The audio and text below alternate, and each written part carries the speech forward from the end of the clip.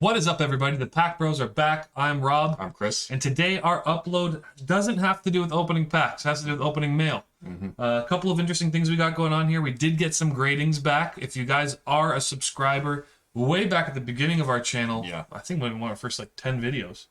Yeah, easily. Early. We did a grading submission send out video where we kind of piled up what we were going to be sending out to MNT, which is a grading service local to us in Canada.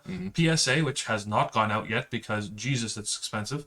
And same with BGS. So we're holding those two for now, but we did send out the MNT and we did get them back. So we're going to be showing you those. But first, also if you're a subscriber, and if you're not, why not? The button's right there, somewhere around here.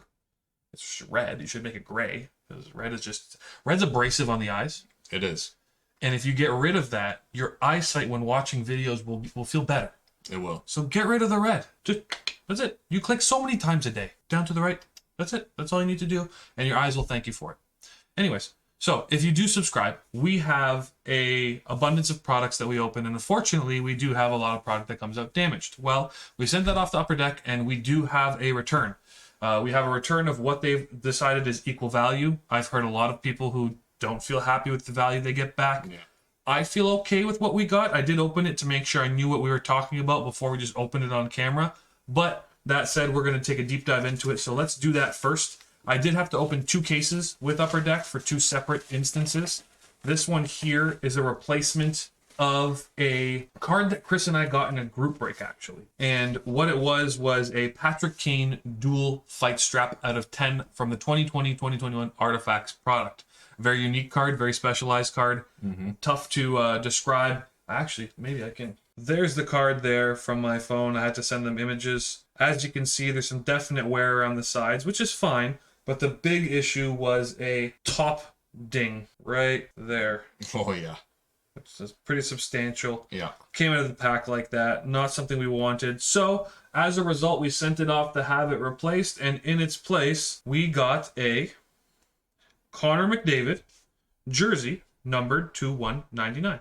Now, at first, I was kind of disappointed because to go from a dual fight strap of Patrick Kane out of 10 to a McDavid jersey out of 199 is just, card for card seems like a bit of a letdown. But when you pay attention to just how much Connor McDavid stuff sells for, I think we did okay. The Patrick Kane would have been a niche market to find somebody who would want it still, and Connor McDavid is getting nothing but better year by year. So I guess the more guaranteed value would be in the McDavid. We can't really lose with this card, and that comes from 2019-2020 SPX. So there it is, a McDavid jersey card at a 199 to replace our damaged Patrick Kane out of 10. So once that was done, we went ahead and sent forward all of the series 1, 2, and extended stuff that we had. And unfortunately, there was a lot of issues with that. There was a bunch of base cards. Bear with me here. I'm going to actually let you guys know what we sent off. And that way you guys can let us know if you think we got compensated appropriately or if you think otherwise. Okay, here. So we had 50 or 60 base cards that were damaged,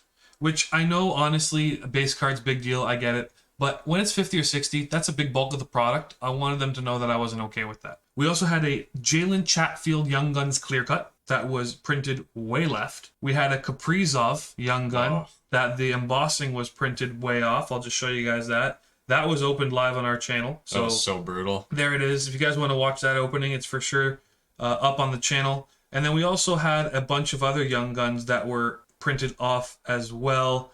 It came from the same box. There that is, all 6 of them. Oh, right. Those all happened in one. All of them happened in one. Oh, man. So, to compensate for that is where this case came through. I've opened it, but I really haven't looked in detail at who and what came out of it. But there we have it. Nothing left in there. And off top, it looks like they tried to do a 1-for-1 on the clear-cut Young Guns. And we got a Klim Kostin. Jeez, it wasn't that hard.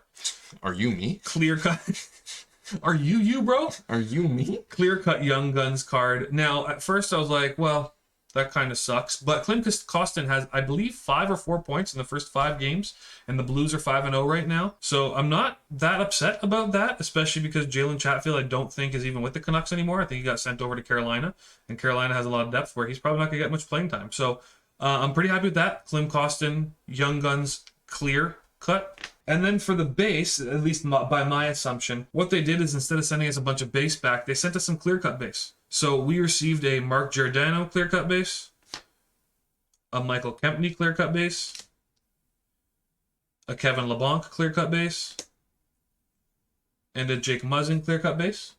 I'm actually not too upset they did that. Yeah, I mean, it's better than getting a bunch of base back, that's for sure. Yeah, I would much rather take a lot less clear cut base Yeah. than card for card base card replacement. Right. I think this was maybe a balancing of the value because I don't see the 1-for-1 replacement on this, but we got a Kiefer Bellows rookie materials. We didn't send in any jersey card or anything like that, but I think this was them trying to compensate for the shipping costs and the hassle and whatnot. And then they did replace every single Young Gun that I sent them 1-for-1 with much better quality. There's the Lankinen, there's the Hagel, there's the Yellison, there's a Pino, there's a Chatfield, and most importantly, there's the Kaprizov. Looks fantastic. I'm very happy that we did this. The turnaround time was a couple weeks. I want to say actually more like 3-4 weeks, but all said and done, I think we did okay. I'm pretty happy with what came of that. I haven't looked at this Kaprizov under a microscope, but once I do take a closer look at it, it may be something I consider sending to get graded.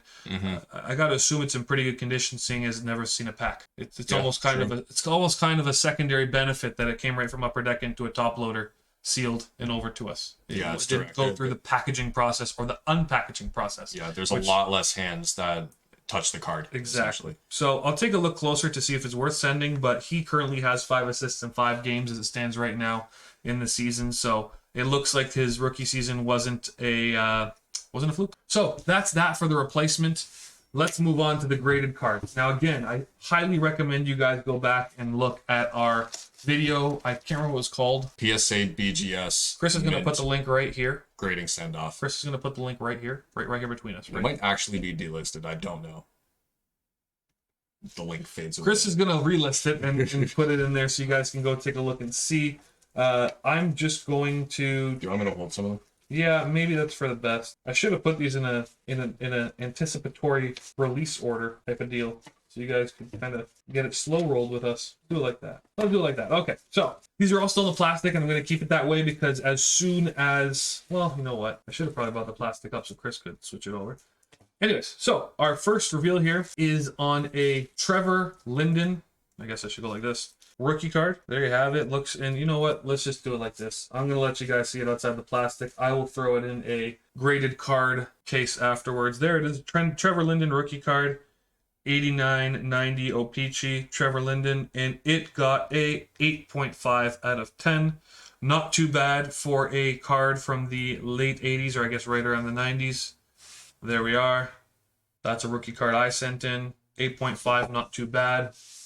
Next, we have an older card. This card is from the 70s, the early 70s specifically, and it is a Stan Mikita from 70-71 O-Pee-Chee. Difficult to see the quality there, but it got a 2.5, a good. Now, I know modern day collectors see 2.5 and go, ugh, but a 2.5 from the 70s, I mean, in the 70s, if you had like a 4 or a 5, you're doing all right. That's pretty good. So this is kind of an okay grade. I'm not super disappointed. I'm not super happy. Obviously, the printing is off center. Most of it was. Obviously, the card is colored a little bit. The corners are a bit worn out, but nevertheless, I thought I'd give it a go. And there it is. Stan Mikita, 2.5 from 1970 O-Pee-Chee. Now we're going to kick over to a little bit of baseball. And with the baseball, what I decided to do is I actually had pulled a bunch of Bo Bichette rookie cards. And I wanted to get those Bo Bichette's graded because I think Bichette's going to be an impressive talent. So I have here a 2020 Topps Holiday Rookie. This is from a Walmart product. That's why it has those snowflakes down the side. And it got a 9 out of 10. Dinged me on the edges a little bit. I don't quite see that myself, but it is what it is. This is kind of a niche rookie product. Again, it was from a holiday product they released at Walmart, probably never to be seen again. And after that, we have a couple of actual Bo Bichette rookie cards, non-holiday version. I was able to get my hands on just a simple base 2020 update series Bo Bichette rookie, listing his rookie debut, and it got a 9.5. We got almost 9.5s across the board. Corner got dinged a bit at a 9. Let you guys see that. There it is there, 9.5 on the Bo Bichette rookie. Can't complain about that because I know it's tough to get 10s, and it looks like from what I've seen so far that Mint is being a little bit stingy with the 10s, which is actually a good thing. Not for my value cards, but because usually you need to be a little bit tight for those cards to have value. If you just give everything a 10, people aren't really going to buy into your grading service. So, and we have our last Bo Bichette rookie here. This is from the same product at the 2020 Topps Update Series, but it's called Turkey Red rookie. That's the insert name, Turkey Red. And on this one, I also got a 9.5 with grades of 9.5 across the board, other than a 9 for the edges. So I'll give you guys a quicker, close look at that. There you have it. I know the lighting doesn't help a ton, but there you go. So another 9.5 Bichette rookie. No complaints there on 3 Bichette rookies. Getting a 9, 9.5, and 9.5. That's pretty good. Back over to hockey. We have a older young gun, somebody who I think is highly underrated in the league, and that's Aaron Ekblad. This is a young gun from 2014-15, Florida Panther. His stats speak for themselves. Go take a look. He's not given the proper due that he deserves. And it also got a 9.5, which I'm very happy about. Corners, I got dinged at a 9 again, but surface, edges, and centering all at a 9.5. And I'm pretty happy about that because I got this one out of an eBay purchase. So the fact that I got a 9.5 Young Gun out of an eBay purchase, which I know for a fact I heavily underpaid for because it was in a lot, I'm quite happy with that 9.5 on the Ekblad. All right, now diving into a couple of ones that Chris and I opened. We decided to gamble on some of the young guns. I wouldn't say it's a big gamble, but some of the young guns that we thought were going to perform well from Series 1. And we're starting off with a Nick Robertson young gun. We pulled multiple of these. I decided to send off our best one. I think I did send our best one because it also got a 9.5 with a 9.5 across the board. So it's a true 9.5. Yeah. Right there. Unfortunately, I said Nick Robertson's going to break through this year, and instead he broke his leg. So he's currently injured. No chance to see him in action yet, but boy, the Leafs could sure use him right now based on what I'm seeing them do. So there it is, a Nick Robertson true 9.5 with 9.5s across the board. There we have it. Another gamble we took, and again, I'm glad we did because so far he's been playing quite well this season, especially for being a D-man. I believe he has 4 points in 5 games, if I'm not mistaken, is Bowen Byram. So again, a Series 1 young gun that we got this year. It came through at a 9.5 once again. Can't get that 10, but we're pushing a lot of 9.5s. We got dinged in the corner a little bit at a 9, but the rest are 9.5. There. They're pretty strict about those corners. They are. That's good. I'm glad they are.